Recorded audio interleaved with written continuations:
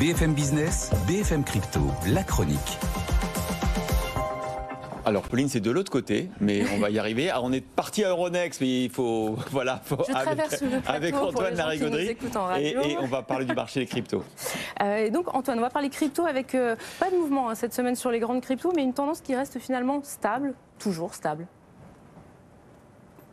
Oui, le Bitcoin, toujours bien arrimé sur les 27 000 $. Petite baisse quand même pour l'Ether du côté des 1620. Pression baissière assez nette avec l'entrée en jeu des fameux ETF indexés sur l'Ether depuis le début de la semaine à Wall Street.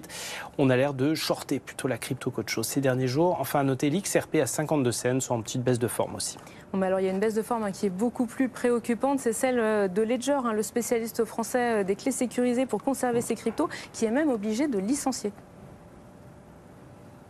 Oui, 90 suppressions de postes sur 750 au total. Ledger doit écrémer. Le marché devient plus exigeant, dit Pascal Gauthier, le patron de la licorne française.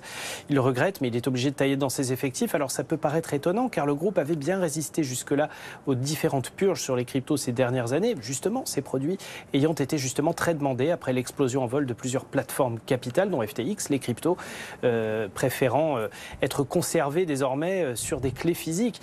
Mais malgré tout, l'entreprise parle d'un contexte macroéconomique qui pèse sur ses revenus. Peut-être faut-il y voir aussi les effets retards dans la mise en place de certains projets, comme le nouveau portefeuille Stacks, ou la controverse qu'avait suscité son nouveau système de récupération de données en ligne, alors que précisément la clientèle préfère un système physique hors ligne, le cold wallet avec des phrases clés.